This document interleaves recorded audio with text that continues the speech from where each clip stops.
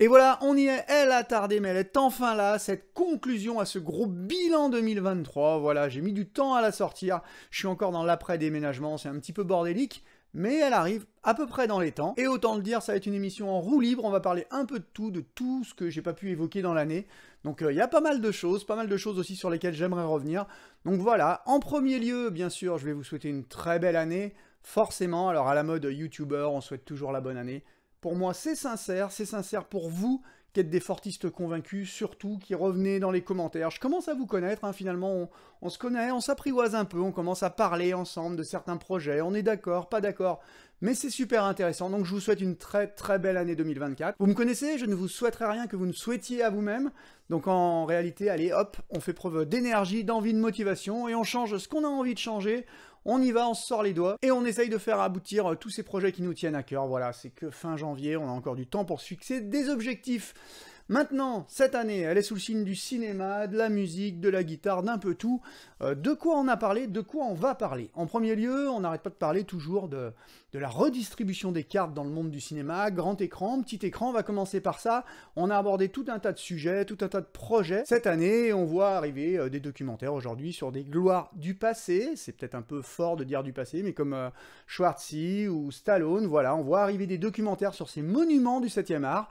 Là encore, on en a parlé, mais pour le coup, c'est un petit peu comme si le petit écran ou même le cinéma essayait de faire fructifier cet héritage, essayait de souffler sur les braises d'un passé qui est en passe de disparaître, mais dont le public ne veut plus forcément, on va pas se mentir, on a vu que cette année était une année de bide, ça a bidé sévère au box-office, on essaye quand même de faire exister des sagas comme Indiana Jones qu'on plus trop lieu d'être. Alors je sais que certains parmi vous ont bien aimé le dernier chapitre d'Indiana Jones, hein. Là il n'y a pas de jugement de ma part, mais le box-office a parlé, franchement, il y a plein de sagas qui sont en bout de course, c'est un petit peu la fin, il va falloir se réinventer.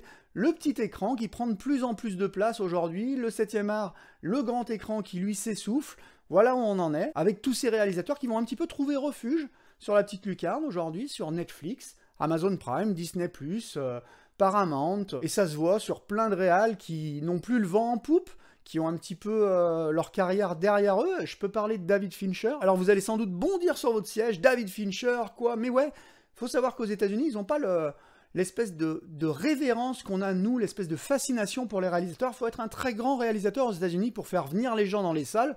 Il faut peut-être s'appeler Cameron ou Spielberg, et encore, hein, quand on voit les scores des Fabelmans, même les noms des grands réalisateurs, des très très grands réalisateurs, des plus grands réalisateurs ne suffisent plus à faire venir les gens dans les salles, donc bien entendu qu'un David Fincher, sa carrière, elle commence à s'essouffler un peu, qu'on va pas lui sortir le carnet de chèques et lui dire « fais ce que tu veux », il a pas toujours eu que des énormes succès, donc le mec il va trouver refuge sur le petit écran et il va nous réaliser The Killer, que j'ai toujours pas vu, hein, donc j'en jugerai pas, mais pour le coup voilà, des noms comme ça, des fois vous allez voir des petites péloches sur le petit écran, vous allez même pas savoir que c'est des réalisateurs qui ont eu un temps, leur temps sur grand écran et qui se retrouvent maintenant sur le petit, comme Paco Plaza, comme plein de gens, et puis on voit cette redistribution des cartes aussi à travers des gros projets comme le Napoléon par exemple de Ridley Scott. Alors le Napoléon de Ridley Scott, j'ai pas eu le temps d'en parler sur cette chaîne pour le coup, parce que j'étais un petit peu dans un marasme personnel, mais c'est un film que j'ai trouvé moyen, franchement, j'ai pas adoré. Il y a ceux qui adorent et ceux qui détestent, franchement. Pour le coup, moi, je suis un petit peu entre les deux, je déteste pas forcément.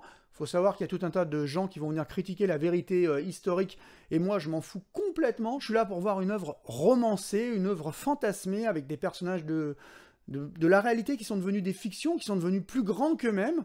Donc voilà ce que je viens chercher, moi je viens chercher de l'émotion brute. Après, ceux qui n'ont pas aimé vont critiquer, c'est marrant d'ailleurs, comme quoi tous les chiffres nous disent aujourd'hui que le niveau de l'éducation est en baisse, mais alors tout le monde est historien. Quand un film comme ça sort, tout le monde détient la vérité, tout le monde sait, connaît parfaitement tout de l'histoire napoléonienne, c'est assez marrant de voir ça. Franchement, au final, on s'en fout, on est là pour contempler un spectacle, et le spectacle, il est sur l'écran, il est plutôt bon. Maintenant, je me suis un peu ennuyé. J'entends beaucoup de gens aussi qui disent « Ouais, mais Ridley Scott, à 80 balais, c'est incroyable ». On s'en fout qu'il ait 80 balais. Je veux dire, on est là pour apprécier une œuvre, on s'en fout que ce soit Ridley Scott ou que ce soit... je vais pas apprécier un film juste parce que le réalisateur, c'est un réalisateur de légende, et qu'il a accompli des miracles à son âge. Non, moi je vois le spectacle sur grand écran, il m'a laissé un peu de côté, j'ai trouvé les interprétations très bonnes, mais en même temps, ce personnage très froid. Ça m'a pas vraiment touché, et surtout j'ai eu l'impression de voir un spectacle saucissonné. Et pourquoi je vous parle de Napoléon? Parce qu'on est là pour parler streaming grand écran, et pour le coup, c'est un petit peu Napoléon, un film qui représente ce nouvel état d'esprit, c'est-à-dire qu'il a été développé, je crois, par Apple TV, c'est quand même un projet sur lequel on met beaucoup d'argent avec le but avoué de faire rentrer du pognon. Et quand on veut faire rentrer du pognon, c'est aujourd'hui sur le petit écran, en diffusant ça en série, en créant l'événement. Et là, pour le coup, ce projet, il est clairement destiné à une exploitation sur le petit écran ou en support ou je sais pas trop quoi, de 4h30. C'est annoncé comme ça. Hein. On va avoir droit à une version de ce Napoléon de 4h30. Et pour le coup, quand on va voir ça, ce film qui fait un peu plus de 2 heures au cinéma, on a vraiment l'impression de voir des bribes d'histoire. On sent les coupes, hein, un petit peu partout. Donc là, on se dit que voilà, aujourd'hui c'est ça, on arrive, on a ce projet qui débarque, on dit à Ridley Scott, ouais, mais on va essayer de récupérer un petit peu d'argent en l'exploitant sur grand écran. Donc on en sort une version cutée. Alors en l'occurrence, ça a été un flop, hein. Le film n'a pas marché du tout, mais on récupère quand même un petit peu de sa mise déjà avant de créer l'événement, éventuellement, sur petit écran, en vendant ça, genre la grande saga de Ridley Scott, 4h30 de spectacle. Et puis voilà, vous aurez sans doute là compris l'essence de mon propos. Ça redistribue les cartes, je vous le dis franchement, mais c'est toujours mieux que de voir un Napoléon que de voir par exemple un Voleuse de Mélanie Laurent ou des choses comme ça. Franchement, sur le petit écran aussi, on paye pour des services, on en a pour notre argent, pas vraiment, je trouve ça un petit peu faible. Et d'ailleurs, fort à propos, on peut évoquer toute l'affaire Tom Cruise, vous avez peut-être pas suivi ça, mais dernièrement Tom Cruise s'est retrouvé un petit peu échaudé, on va dire, par le non-succès. C'est pas franchement un flop, mais ça a pas cartonné le dernier Mission Impossible, alors donc la Paramount commence à se dire, ouais, est-ce qu'on ne renommerait pas ce film, non pas Dead Reckoning partout, mais lui trouver un autre titre. Tom Cruise, il sent le vent souffler, donc il a été démarché Warner, hein, dans une sorte de bras de fer. Ouais, Warner, qu'est-ce que vous m'offrez? Moi, je suis disponible, j'ai des projets que je peux développer avec vous. La Paramount dit non, non, reviens Tom Cruise, mais en attendant, il développe un deal avec Warner. De l'autre côté, la Paramount, elle dit non, non, non, reste là, Tom, ils peuvent pas perdre la poule aux œufs d'or. C'est quand même un gros, c'est rien de le dire, un gros acteur Tom Cruise, mais enfin, on voit là que même les acteurs établis commencent à sentir un petit peu le vent souffler, à se poser des questions. Le succès du dernier Mission Impossible semblait entendu, ça n'a pas été le cas. Encore une fois, le public, maintenant, il faut le drainer dans les salles et on sait plus trop ce qu'il attend. On sait pas trop. Le dernier Mission Impossible, je le trouve très bien. Il y en a certains d'entre vous dans les commentaires qui m'ont dit qu'ils le trouvaient pas si bon que ça. Et puis finalement, le box-office a parlé. On va continuer à parler 2 minutes du grand écran et tout ça. D'ailleurs, on annonce aussi des projets que je trouve sans intérêt. On en a parlé, Harry Potter, la série. Quel intérêt aujourd'hui de greenlighter une série Harry Potter? On peut se demander. Ça m'apporte tout ça un autre type de réflexion parce que je les ai revus, les Harry Potter, dernièrement, et franchement, j'ai adoré ces films. J'ai trouvé ça vraiment bon. Et je me rends compte dernièrement, autour de moi, parmi des gens plus jeunes, des spectateurs plus jeunes, qu'il y a un vrai amour, une vraie envie de cinéma d'horreur, ce qui est pour me réjouir, hein, parce que moi je suis un grand défenseur, j'adore le cinéma d'horreur, le cinéma de genre en particulier, mais alors vraiment... le cinéma d'horreur, c'est vraiment mon péché mignon. Et pour le coup, je vois ces jeunes amateurs qui se précipitent sur des FNAF, Five Nights at Freddy's ou des choses comme ça.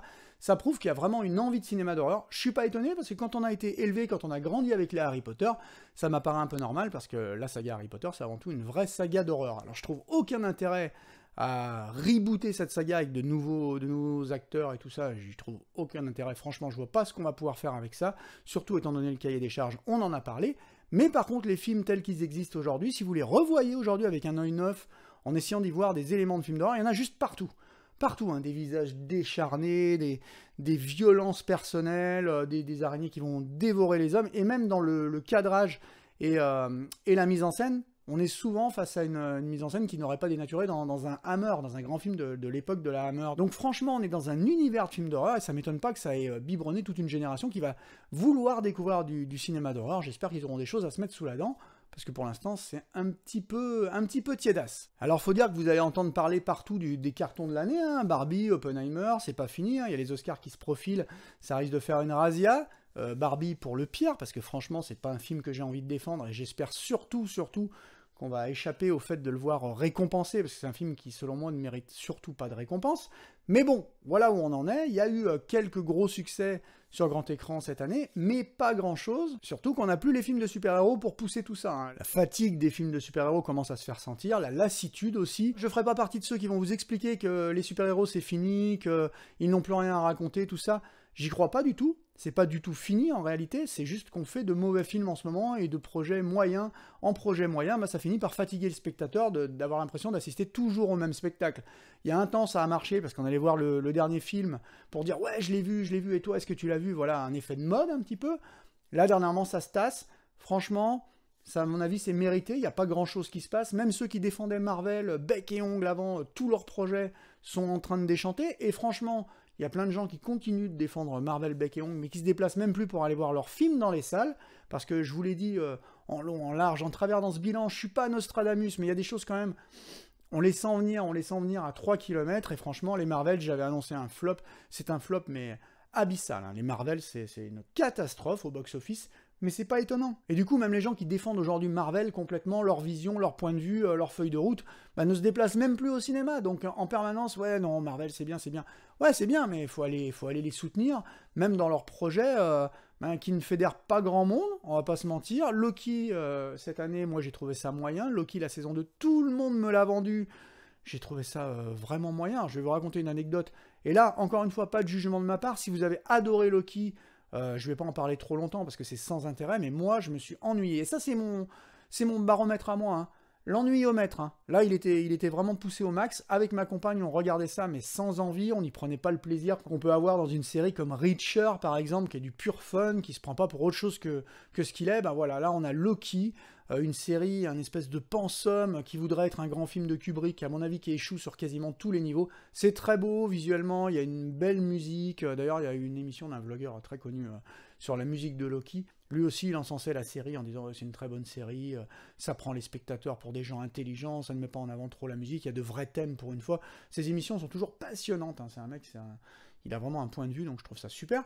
Mais dans le même temps, je suis pas du tout d'accord avec lui. Là, pour le coup, on continue à prendre les gens pour des imbéciles. Il y a encore une musique omniprésente au moment où il faut, et des musiques un peu passe-partout la plupart du temps. Et puis justement, la musique vient soutenir à la fin une scène qu'on voudrait grandiose, mais finalement, comme le reste du film n'a pas raconté grand-chose, on n'est pas porté, enfin bon bref, pour vous dire la vérité, anecdote, donc ma compagne et moi-même, on nous avait vendu cette série en nous disant mais vous allez voir, au moins les 2 derniers épisodes sont fantastiques, et on est en train de s'ennuyer quand même devant un des épisodes, en l'occurrence le 6e je crois, ou le 8e, je crois que c'est le 6e, et là on se dit ouais bon bah on va peut-être arriver à quelque chose, sans se rendre compte qu'on était en train de regarder le dernier épisode, c'est-à-dire quand ça s'est terminé, au bout d'un moment, à un quart d'heure de la fin, j'ai dit à ma compagne mais on est peut-être en train de regarder le dernier épisode, elle m'a dit non, tu crois ? Oui, on était en train de regarder le dernier épisode, et du coup, on peut se dire que la grammaire cinématographique aussi a changé, parce qu'aujourd'hui, on adapte en série des choses qu'on aurait pu développer il n'y a pas si longtemps en film. On peut se dire qu'aujourd'hui, ce format de série peut apporter de nouveaux réalisateurs à voir aboutir leur vision, à pouvoir développer des personnages sur une plus longue durée. Donc en fait, il y a de quoi faire des choses passionnantes, mais là, Loki, par exemple, moi, je disais, ça aurait pu être développé en un film de 2h05, et ça aurait peut-être gagné à être un petit peu resserré. Là, je me suis souvent ennuyé, franchement, je me suis vraiment ennuyé, j'ai un peu souffert devant Loki, je trouve ça sans grand intérêt, mais alors là encore, c'est que mon point de vue, hein, on a le droit d'aimer. Mais bref, vous voyez, il y a ça, il y a Ico qui sort en ce moment, la série qui fait suite à... En même temps, ce personnage qui a été écrit pour la série Daredevil, et puis qui finalement s'est retrouvé dans la série Hawkeye, et qu'aujourd'hui a droit à son spin-off qui n'intéresse juste personne, dont on entend à peine parler, hein, franchement. Donc voilà où en sont les films de super-héros. Puis alors ça va pas s'arranger avec le licenciement de Jonathan Majors, bah ouais, celui qui jouait Kang. On avait prévu un prochain Avengers, Kang Dynasty ou je sais plus quoi, et puis ben ça aura pas lieu parce que le mec s'est fait virer. Ouais, il a trouvé ça intelligent en 2023 de taper sur sa femme. Donc voilà, c'est cool. Donc bien entendu, distanciation totale de Marvel tout de suite. Bref, ça va très très vite. Le mec, il est dégagé, donc il sera plus Kang. Alors attention, hein, je juge pas de ce qui s'est passé. Moi, je suis pas juge ni rien. Je m'en fous. En l'occurrence, qu'on le remplace pas. Mais apparemment, chez Marvel, c'est branle-bas de combat. Je vous le dis. Hein. En plus, ça rentre plus la thune. Hein. Les Marvels, c'est 200 millions de recettes tout autour du globe. Donc c'est vraiment pas grand-chose. Donc en ce moment, Marvel va pas bien. Ce qui pousse Bob Iger de Disney à cette petite sortie, là, dernièrement, qu'il a eue en fin d'année, pour dire, oui, ce serait bien qu'on se concentre à nouveau sur ce qui fait notre force, c'est-à-dire divertir le public. En gros, ce qu'il a dit, Bob Iger, alors je me demande si c'était pas dans le cercle privé avec des trucs, mais ça a fuité, c'est qu'il faudrait que Disney recommence à divertir le public et fasse passer les messages au second plan. No shit, Sherlock! Bref, vous aurez compris mon point de vue, hein. De toute façon, là, on va continuer à en parler, émission après émission, de cette espèce de petite guéguerre, de répartition des flux entre grand écran et petit écran, parce que je trouve ça fascinant ce qui est en train de se passer. On voit des choses sortir sur grand écran qui n'ont rien à y foutre. L'Expandables 4, lardé d'effets visuels immondes avec un Statham aux abonnés absents. Enfin bref, il y a des choses à droite, à gauche. Au final, ça reste du côté des petites péloches, des petits projets qui coûtent pas grand-chose et sur lesquels les réalisateurs ont un petit peu les coups des franches que ça se passe. Moi, c'est ce que j'aime bien. Et on reparlera sur cette chaîne prochainement de plein de petits films. À chaque fois que je les découvre, il y en a un qui m'a une ou un parmi vous qui m'a conseillé Traqué, qui était un film, je l'avais laissé passer sur Disney+, alors que je cherchais à le voir par tous les moyens, ce film, et en fait il est sorti sous ce titre français générique, j'y avais pas fait attention, et c'est une super petite péloche, ultra généreuse, on va en reparler de toute façon prochainement. Et on va s'arrêter là pour cette année Cinoche, hein. De toute façon, vous pouvez vous référer à toutes les émissions du bilan, à toutes les émissions de l'année, vous savez ce que j'en pense. On va quand même accorder un petit mot spécial, mention spéciale au wokisme, qui continue de faire des dégâts. Le wokisme, c'est le cancer du cinéma. Alors le wokisme, il faut le savoir, pourquoi j'en parle? Parce que ça commence à s'inviter dans toutes les strates de notre société. Hein. Je veux dire, en fin d'année, j'entendais des politiciens qui s'insultaient à coups de « ouais, il fait du wokisme, il fait du wokisme ». Voilà, on commence à en parler. Alors attention, hein, je le sais, vous êtes comme moi des fans de cinéma ricain notamment, et le wokisme, on entend parler depuis maintenant des années, parce que c'est un cancer. C'est le cancer qui détruit petit à petit le cinéma, à force de bienveillance forcée, de vouloir mettre en valeur des critiques sociétales, au lieu de s'intéresser au fait de raconter des histoires. Bah voilà, on est en plein dedans, ce qui pousse Bob Iger à cette sortie un petit peu, hein, quand même, à dire qu'il faut avant tout divertir avant les messages. Ça veut ni plus ni moins dire que Disney est en train de renoncer doucement au wokisme forcené dont ils font preuve depuis quelques années maintenant. Bah bien sûr, ça paye pas. Hein. Donc de toute façon, c'est simple, hein, avec Disney, si ça paye pas, ça n'a pas lieu d'exister. Ils vont pas faire ça, le wokisme, ils le font pas par bonté de cœur, par bonté d'âme. À la base, d'ailleurs, le wokisme, c'est quand même un phénomène alors, typiquement américain, qui date des années 60, et puis qui a trouvé vraiment son essor, encore une fois, dans la société américaine en 2014 pour les Black Lives Matter, et puis qui s'est vite infusé dans toutes les couches du cinéma, et on a fait du wokisme à tort et à travers. Pour le coup, le wokisme à la base, wokisme, cancel culture, social justice warrior, tout ça, c'est un petit peu le grand sac dans lequel on fout tout ça. À la base, le wokisme, c'est quand même plein de bonnes choses. Hein. C'est presque méritant de vouloir attirer l'attention des gens et du public sur des choses dont on a peu ou pas entendu parler, des choses qui se sont passées dans l'histoire. Il y a des films qui sont woke aujourd'hui et qui sont vraiment de grande qualité, qui attirent notre attention sur des choses qu'on ignorait un petit peu, ou alors qu'on avait décidé de pas voir. Mais ce que c'est devenu aujourd'hui que le wokisme, avec un cahier des charges de plus en plus resserré pour les studios, qui se disent bah, il faut impérativement qu'il y ait telle communauté représentée, telle communauté, et puis telle orientation sexuelle. Voilà, on a perdu un petit peu l'essence du cinéma qui est de rassembler les gens. Non, on essaye de les rassembler en représentant tout le monde, mais finalement on fait que nous diviser. Le wokisme, vraiment, c'est quelque chose qui commence vraiment à m'énerver, même si je ne crie pas au wokisme pour tout. Hein. Je me rappelle qu'on avait eu cette discussion sur le wokisme pour le film Prey. Je vois pas Prey, le dernier Predator, comme un film particulièrement qui tente particulièrement de faire du wokisme. C'est pas parce qu'il y a une héroïne que c'est du wokisme. Moi, je suis pour les héroïnes fortes, tout ça, il y en a toujours eu. Mais le wokisme qui nous est présenté aujourd'hui, des projets qui sont montés là-dessus, bah, je trouve ça un peu moyen, voilà. Je tenais à en discuter un petit peu avec vous, à avoir aussi votre ressenti, n'hésitez pas dans les commentaires, parce que pour moi, le wokisme, c'est un mouvement un petit peu en bout de course. Comme ça marche plus, je pense qu'à terme, on va en entendre moins parler. Voilà, on s'arrête là du coup pour le Cinoche, et on aborde la musique, parce que la musique, j'en ai beaucoup parlé, vous le savez, j'aime bien maintenant me faire des concerts, tout un tas de concerts, aller voir des trucs un peu différents, tenter des choses. Je vous parle tout le temps sur cette chaîne de curiosité, et dans cette conclusion, j'aimerais remettre un petit coup là-dessus, parce que c'est des fois cool d'aller voir d'autres choses, de claquer un petit billet, et souvent c'est un petit billet parce qu'on pense aux gros concerts qui coûtent 75 balles, 80, 90 balles, mais il y a des petits concerts, des petites choses qu'on peut aller voir pour 15-20 balles, et qui nous en donnent pour notre argent, largement plus que pour notre argent. Alors qu'est-ce que j'ai vu en cette fin d'année dont j'ai pas parlé? Axel Bauer, tout d'abord, Axel Bauer, que j'ai vu, et j'ai adoré. Quel spectacle complètement dingue. Je l'avais jamais vu sur scène, j'aime beaucoup ce qu'il fait. Ça fait des années que je le suis sur disque. Je trouve ça fascinant. Son approche de la guitare, c'est un très très grand guitariste.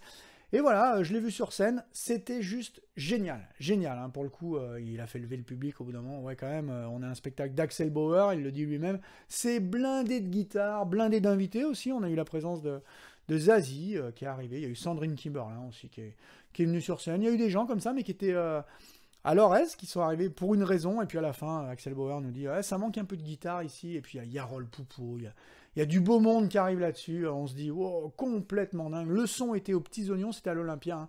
Le son était aux petits oignons, ultra bien réglé.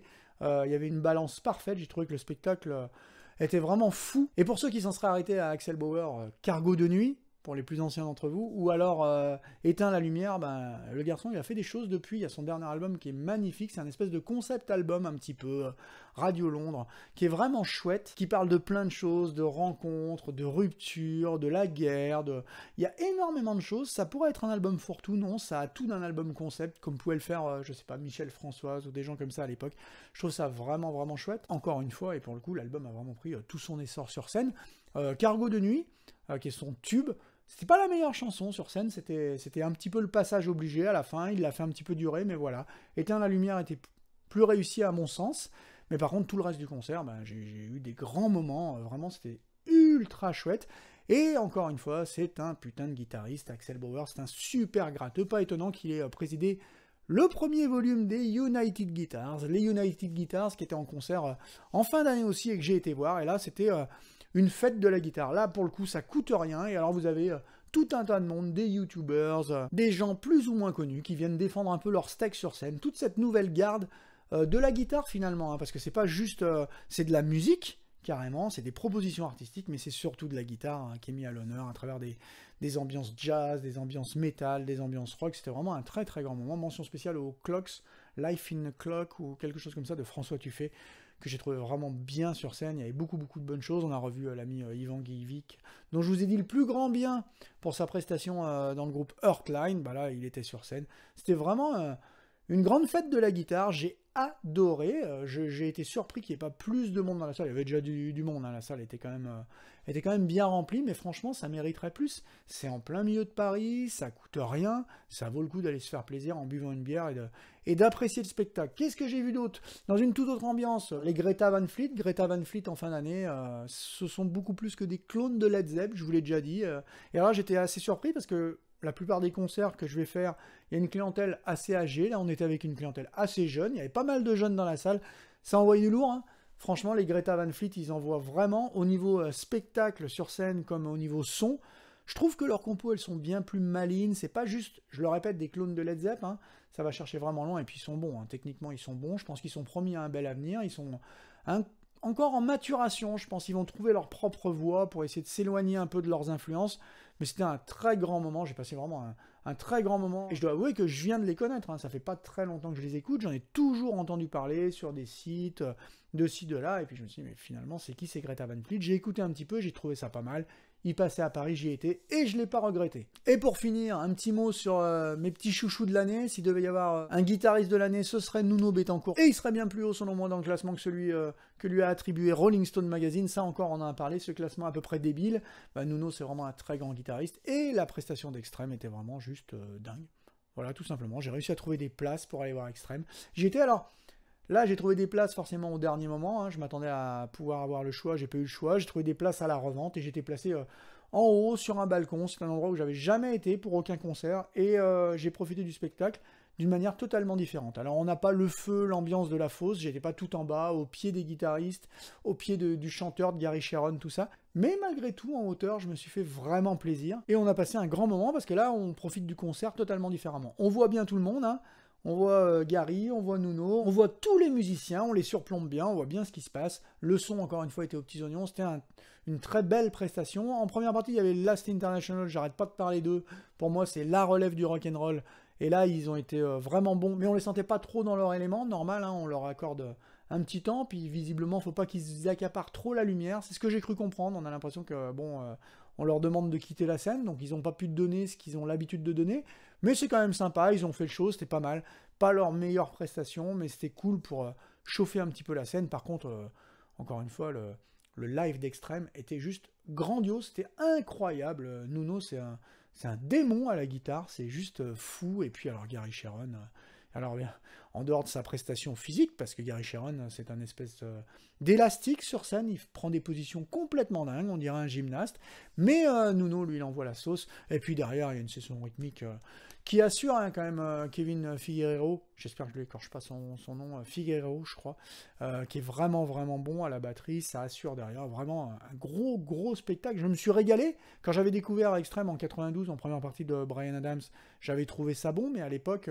j'avais découvert comme ça, donc j'avais trouvé ça énorme, j'avais acheté après les albums, mais là vraiment en connaissant leur disco, j'ai apprécié plein de morceaux que j'avais envie de voir sur scène, donc Franchement, ça a été une bouffée de rock'n'roll, ça a été vraiment un grand bonheur ce concert d'Extrême. Si vous y étiez d'ailleurs, ou si vous les avez vus, je sais qu'il y en a certains d'entre vous qui devaient les voir dans d'autres villes de France, n'hésitez pas à me faire vos retours dans les commentaires. Est-ce que c'était bien? Est-ce que vous avez vu ce spectacle à Paris et que vous l'avez aimé autant que moi? Franchement, moi j'ai trouvé ça juste énorme. Voilà, et c'est là qu'on va s'arrêter pour cette petite émission. Petite émission encore à la sauce 40-something. C'était une petite conclusion, j'avais envie de parler de tout un tas de trucs, maintenant il me reste à parler de la chaîne, et pour vous qui êtes encore là, parce qu'il y en a plein qui ont déjà déserté, mais pour vous qui êtes encore là, les fortistes convaincus, j'avais envie de l'aborder un petit peu, je suis très content de la façon dont les choses se passent. Alors oui, j'ai déménagé pour avoir un peu plus de place, parce qu'avec ma compagne, on étouffait dans à peu près 26 mètres carrés, là on se retrouve dans à peu près 50 mètres carrés, donc on a quand même un peu plus d'espace. Alors, mon déménagement, ça a été un cauchemar, hein, on va le dire tout net, hein, ça a été un cauchemar. Tout ce qui pouvait mal se passer, c'est mal passé. Je ne citerai pas le nom de la compagnie qui s'est occupée du déménagement, mais c'était une horreur. Heureusement que j'avais fait les cartons moi-même, j'avais fait les cartons et tout, donc ça c'est à peu près le côté positif. Mes livres sont arrivés en bon état, mais il y a un carton qui a été perdu, ils m'ont perdu les câbles de toute mon installation home cinéma. Donc en gros, je suis arrivé, j'ai toutes mes enceintes, tout ça, mais il n'y a plus les câbles. Et là, on ne parle pas de câbles que vous allez racheter au Leroy Merlin. Hein. C'est des câbles spéciaux de Bose. J'ai dû en commander une partie en Chine, une partie aux États-Unis, en occasion. Heureusement, tout est arrivé. Hier, on a fini de rebrancher un petit peu tout ça. Franchement, le son est génial. Ça fait plaisir de retrouver. Quand vous passez quelques semaines avec un son, avec des petites enceintes, des micro-enceintes, où vous devez vous débrouiller avec le son de la télé, franchement, regarder des films sur la télé, c'est... Alors je sais qu'il y en a qui le font, mais avec les nouvelles télés, vous avez quand même d'autres types de sons. Moi, sur cette télé-là, ouais, franchement, c'était pas magnifique. Quand on a rebranché les enceintes, c'est une renaissance, quoi. Donc voilà, on met un peu ça derrière nous. Les mecs qui nous avaient flingué le radiateur, on a dû se passer d'eau chaude et de chauffage pendant 3 semaines. Enfin, quand je vous dis que c'est un cauchemar, ça a été un cauchemar. Mais voilà, je retrouve peu à peu vie. Alors, ça fait quand même aussi... 2 mois que je jouette de la guitare, on n'a pas notre installation, on n'a pas pu rebrancher vraiment les amplis comme il faut, donc voilà, on joue comme on peut, sans son, ou alors avec des casques. C'est pas le top, mais petit à petit on y arrive. Vous voyez, je viens de ressortir pour la première fois ici le matos d'enregistrement. Qu'est-ce que ça va donner encore une fois? Je le sais pas, mais voilà. Au niveau de la chaîne, je suis très content de la façon dont ça se passe. Vous allez me voir un petit peu moins, parce que pour les raisons que je viens d'évoquer, il y a quand même des suites à tout ça, il faut que je pose un peu mes valises, que j'accorde leur importance aux choses qui sont importantes. Donc voilà, là, je vais essayer de vous donner du contenu aussi régulièrement que je le peux, mais il se peut que dans les 2 prochains mois, je sois vraiment là de manière plus épisodique. Peut-être même jusqu'en septembre, je vous l'avoue franchement, parce que moi, dans ma tête, je vous dis toujours se fixer des objectifs. Moi, mon objectif, il est tourné déjà à septembre. J'ai envie de mettre un peu de l'ordre dans certaines choses jusqu'en septembre, donc je pense que je vais essayer d'avoir d'ici là... un rythme plus régulier, d'arriver à travailler pour vraiment être efficace, parce que moi ces vidéos je les fais, je touche rien, donc c'est vraiment un loisir, elles me prennent du temps, donc voilà. Mais j'ai acheté un nouvel ordinateur, ça devrait me simplifier la tâche, ouais, j'ai investi un peu quand même pour pouvoir monter de manière un petit peu plus efficace, parce que là mon ordinateur il est en bout de course, donc je veux dire quand vous devez monter des émissions et que vous devez attendre entre chaque plan, je vous laisse deviner le temps que je peux y passer. Voilà, je suis pas là pour me plaindre, hein, parce que la chaîne, elle est exactement ce que je voulais qu'elle soit aujourd'hui. C'est un espèce de fourre-tout, il y a un peu de tout, et ce qui fait que c'est pas une chaîne qui peut marcher. Pour le moment, elle peut pas marcher, cette chaîne. Je veux dire, on peut pas parler en même temps de guitare, de cinéma, de musique, d'un peu de tout, et puis fédérer un grand nombre de personnes, c'est juste impossible. Mais je suis ultra satisfait de la façon dont les choses se passent. On approche des 1000 abonnés, pour moi, c'est pas rien, et puis surtout, vos commentaires, vos retours sont très encourageants. Je l'ai toujours dit, hein, moi je fais des émissions comme ça pour moi, pour me faire plaisir, et puis en même temps, si ça fait plaisir à 2-3 personnes, eh ben c'est cool, et c'est ce qui se passe, à chaque fois, des retours, des commentaires, des échanges, des émissions qui marchent mieux que d'autres, mais c'est normal, même si je dois l'avouer, c'est souvent les émissions que je préfère moi personnellement, qui ont le moins de clics.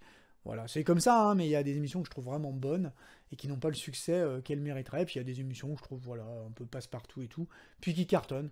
C'est encore une fois la magie de l'algorithme YouTube, j'imagine. Voilà, c'est comme ça. D'ailleurs, si c'est pas encore fait, je vous encourage non pas forcément à vous abonner pour toutes ces raisons, quoique si vous voulez vous abonner et mettre une petite cloche là pour être prévenu de la sortie d'un nouveau contenu, c'est toujours sympa. Mais surtout, à chaque fois que vous regardez une émission, à mettre un petit pouce. Pour moi, c'est très encourageant. Et puis surtout, ça booste la visibilité des vidéos. Voilà. On va se quitter ici. La prochaine émission, on parlera de je ne sais trop quoi, mais c'est un peu ça la magie du truc, comme à chaque fois. Je me permets encore une fois de vous souhaiter une très bonne année. Hein. Franchement, éclatez-vous, soyez curieux, comme toujours, et on se retrouve forcément très bientôt, donc à la prochaine, sur cette même chaîne. Ciao!